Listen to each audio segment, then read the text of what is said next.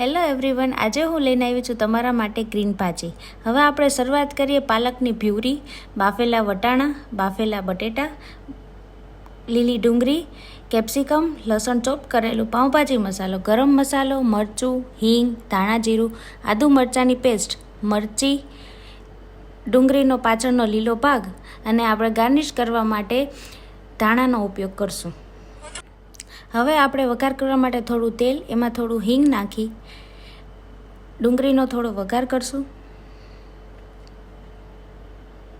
ડુંગળી જ્યાં સુધી સાતળી ન જાય ત્યાં સુધી આપણે એને હલાવી રાખશું.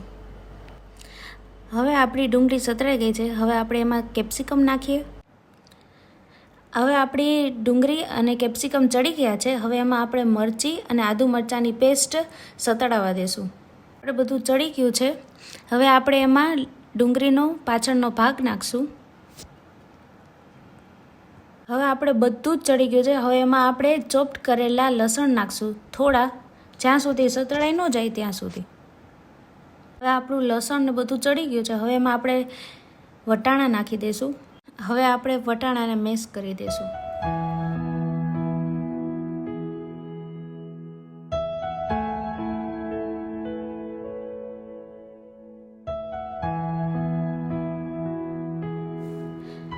હવે આપણે કમ્પ્લીટ વટાણા મેશ થઈ ગયા છે. હવે એમાં આપણે બટેટા એડ કરશું.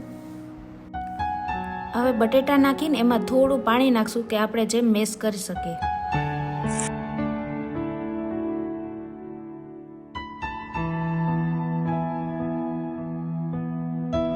હવે આપણે પાલકની પ્યુરી નાખશું, જેથી કરીને આપણા ભાજીમાં ગ્રીન કલર આવે.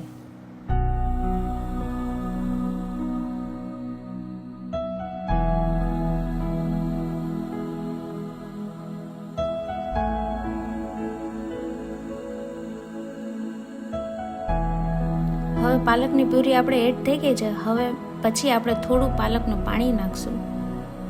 હવે આપણે પાલકની પ્યુરી મેશ કરીને હવે આપણે થોડા મસાલા નાખશું.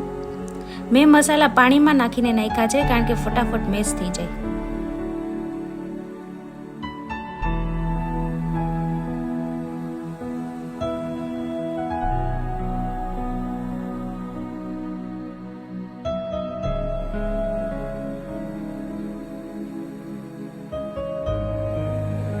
હવે એમાં થોડું આપણે બટર નાખશું.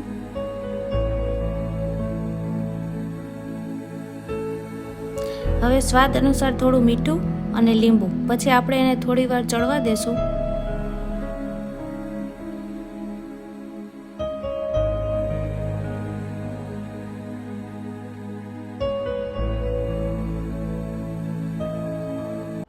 હવે કમ્પ્લીટ આપણી ભાજી ચડી ગઈ છે. હવે આપણે એમાં બીજો વઘાર કરશું.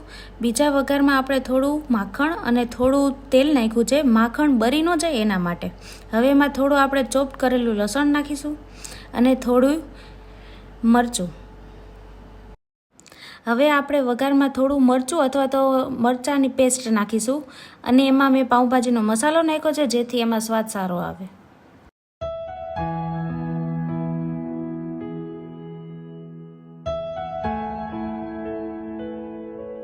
હવે તમે જોઈ શકો છો આપણા બીજા વઘાર પછી આપણી પાઉંભાજી રેડી થઈ ગઈ છે. એકદમ ગ્રીન કલરની રેડી પાઉંભાજી છે. હવે આપણી એકદમ મસ્તીની પાઉંભાજી ગ્રીન કલરની રેડી થઈ ગઈ છે.